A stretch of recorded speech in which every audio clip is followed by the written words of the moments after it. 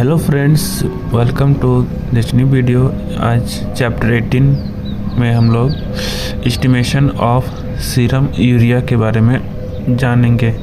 तो blood urea कैसे हम लोग चेक करते हैं टेस्ट के द्वारा, और कब ब्लड यूरिया बढ़ा मिलता है, कब कम मिलता है, कौन सा डिजीज़ में, वो सब हम लोग डिटेल आज देखेंगे, समझेंगे। तो चलिए शुरू करते हैं। Urea is formed in liver from ammonia liberated from breakdown of amino acid. It is excreted by kidney. Urea जो है लीवर में बनता है, और किससे बनता है? अमोनिया से। और किसके ब्रेकडाउन से? तो अमीनो एसिड के ब्रेकडाउन से बनता है। It is excreted by kidney, और किडनी के थ्रू बाहर जाता है। The generally accepted range of blood urea is normal person is from 10 to 40 milligram per 100 ml. The urea content over a period is influenced by the amount of protein in the diet and tends to be lower in people on low protein intake. जो कम protein खाते हैं तो उसमें जो है urea कम बनता है, जो ज़्यादा प्रोटीन खाते हैं उसमें यूरिया ज़्यादा बनता है। In our country where people do not take much protein, the blood urea ranges on the lower side, 10 to 20 milligram per 100 ml. It is lower in pregnancy than in normal non-pregnant women.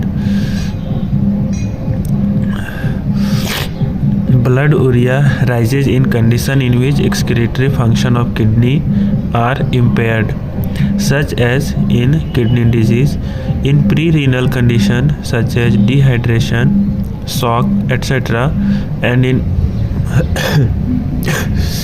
post-renal condition such as obstruction in urine flow due to enlarged prostate gland, a stricture of urethra और stone in ureter. तो ये सब कारणों से जो है urea जो है ब्लड में बढ़ने लगता है। प्रोस्टेट बढ़ गया, या फिर यूरेथ्रा का स्ट्रक्चर में कुछ चेंज हो गया, स्टोन है यूरेथ्रा में तब, या फिर यूरिन फ्लो में कहीं दिक्कत है तब जो है यूरिया ब्लड में बढ़ जाता है। अब टेस्ट कैसे लगाते हैं वो समझेंगे। Serum urea by enzymatic method. Principle क्या है? तो urease splits urea into ammonia and carbon dioxide. Ammonia released in this reaction react with hypochlorite and phenolic chromogen to produce a green colored. The absorbance of this green color at 578 nanometer, 570 to 620, is directly proportional to the concentration of urea in a specimen. NH2SCO NH2 urease enzyme की मदद से ये टूट गया 2NH3 और CO2, ammonia और carbon dioxide. ये ammonia जो है हाइपोक्लोराइट और फिनोलिक क्रोमोजेन से रिएक्ट किया और ग्रीन कलर का कंपाउंड बनाया। रिएजेंट्स क्या क्या हुआ, तो क्या क्या यूज होता है? The following components are present. तो ये सब रहता है। Phosphate buffer pH 7, concentration 35 millimole per litre, urease 15 kilo international unit per litre, phenolic chromogen 2 millimole per litre, hypochlorite 4 millimole per litre. Activators and preservatives. Urea standard 40 milligram per decilitre. Procedure क्या है?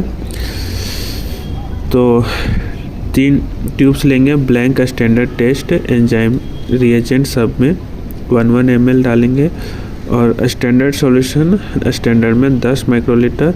Sample test में डालेंगे 10 microlitre. Mix and incubate for 3 minute in 37 degree Celsius. Chromogen solution जो है 1 ml सब में डालते हैं।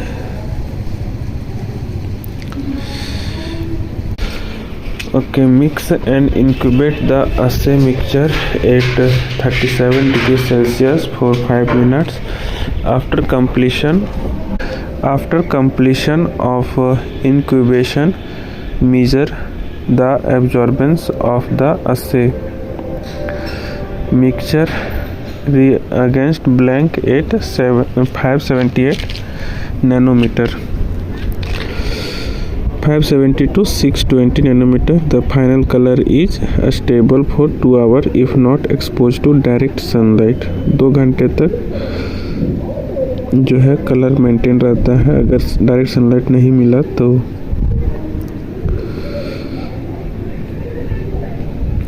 Okay,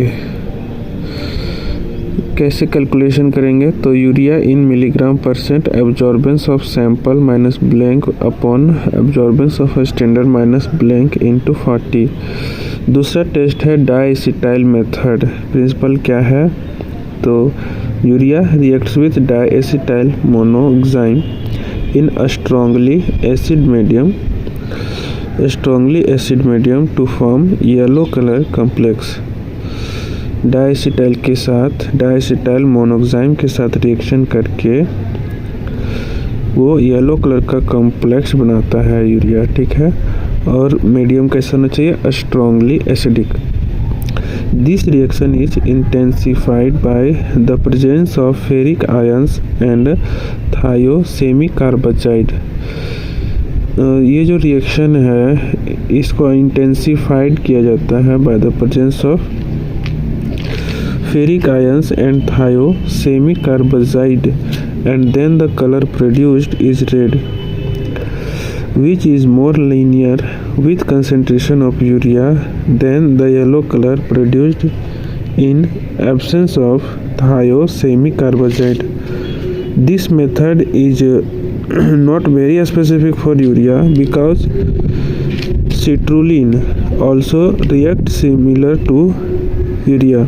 However, this does not pose any serious error because usually citrulline level is very low except in case of citrullinemia. This method covers the range of 0 to 300 milligram per 100 ml. Within this range, the optical density is linear with concentration. Reagents क्या क्या लेंगे तो acid reagent stock A dissolve 2 gram of ferric chloride FeCl2.6H2O in about 10 ml of water. Transfer this with washing into a 100 ml graduated cylinder and add 40 ml of phosphoric acid 85% slowly and with a swirling. Make the volume 200 ml with water. Mix well. दूसरा है acid reagent stock B. Add 100 ml of the Kong sulfuric acid to 400 ml of water in a liter conical flask slowly and with swirling and cooling. 3 number mixed acid reagent.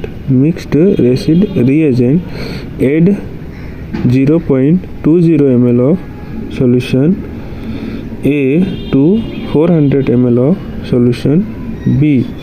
Mixed acid reagent बनाना है तो 0.20 ml जो है solution ए का लेना है तो 400 ml of solution B.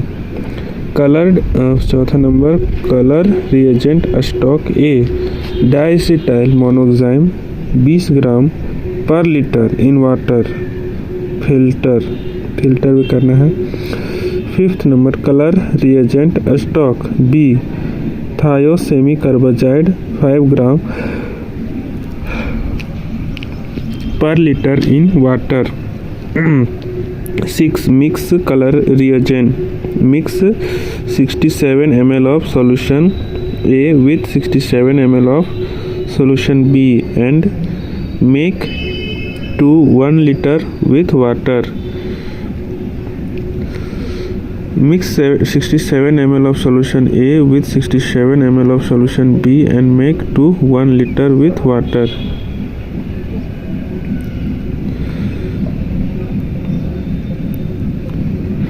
Seven. Preservatives diluent for standards. Dissolve 20 mg of phenyl mercuric acetate in about 125 ml of water with heating. 20 milligram जो है फिनाइल मर्क्यूरिक एसीटेट लेना है 125 ml वाटर में और उसको हीट भी करना है with heating. Transfer the solution to 500 ml measuring cylinder. Add 0.15 ml of conc H2SO4. Add करना है 0.15 ml of conc H2SO4 and make the volume to 500 ml with water and mix. A stock urea standard.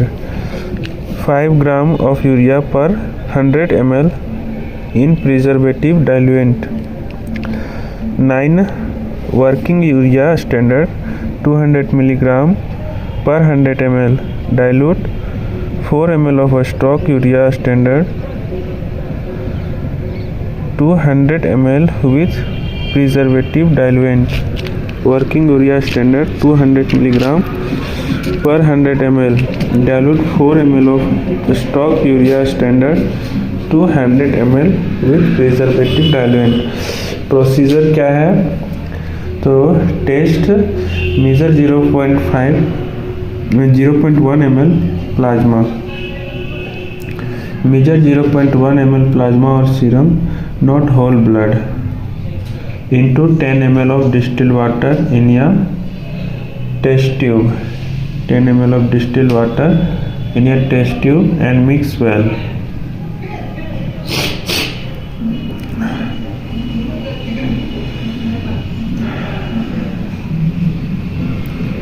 Pipette 1 ml of this diluted serum into a test tube 15 to 1.5 centimeter. 15 into 1.5 centimeter and add 1 ml of water to it. A standard. Instead of serum, take 0.1 ml of working urea standard and proceed as test. Blank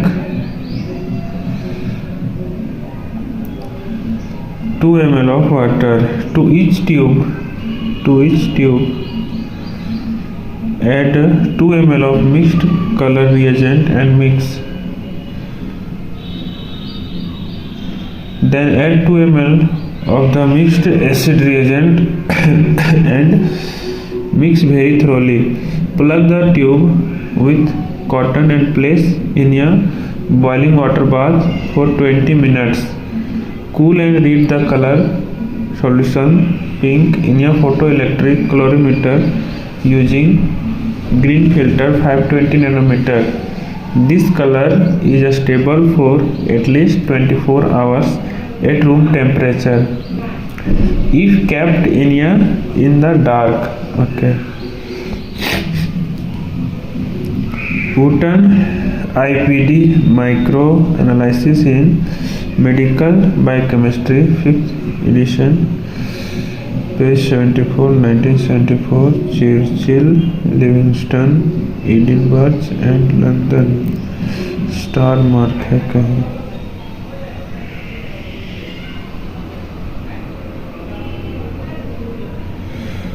कहाँ है star mark? कोई बात नहीं.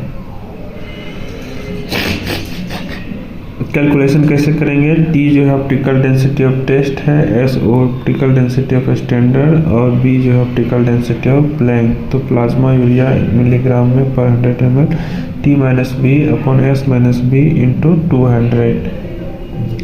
Concentration of urea in the standard urea solution is 200 mg per 100 ml. Note, if the test solution has an optical density greater than 1/2 time the standard,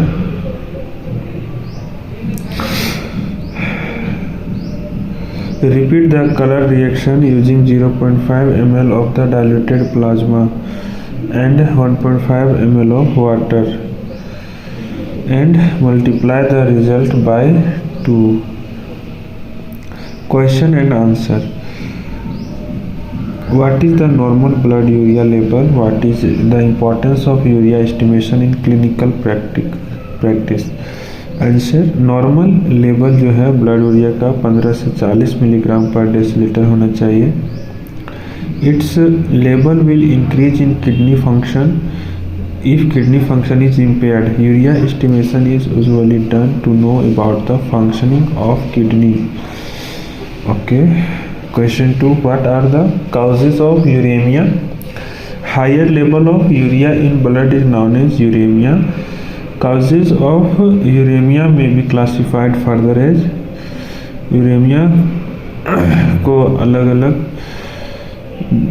classify किया गया है, जैसे pre renal uraemia, यानी कि ये कब होता है जब हाई प्रोटीन डाइट लेते हैं. Increased catabolism due to starvation, भूखमरी है ना, या फिर उपवास के टाइम पे कैटाबॉलिज्म बढ़ जाता है तो टिश्यू डैमेज होता है, सीवियर बर्न होता है, पोस्ट ट्रॉमेटिक सेप्सिस होता है. C. Absorption of amino acids and peptides from digested blood after hemorrhage into the GI, lumen or soft tissues. D. Dehydration, severe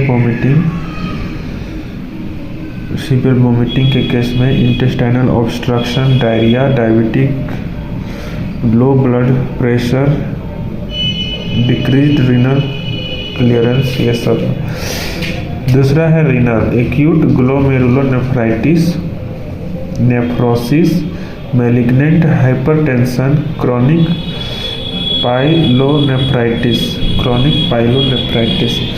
post renal, obstruction of urine flow in ureter और urethra causing back pressure in kidney.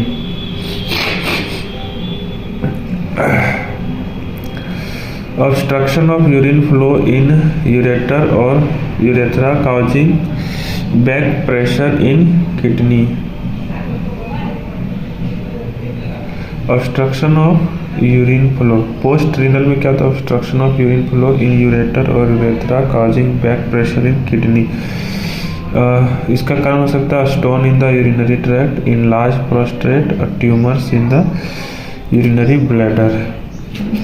अगला सवाल है, what is the significance of low blood urea? कब urea कम हो जाता है? Occasionally low level of urea is seen when protein intake is very low, जो बहुत कम प्रोटीन इंटेक होता है तब, और the liver function is depressed causing low urea synthesis.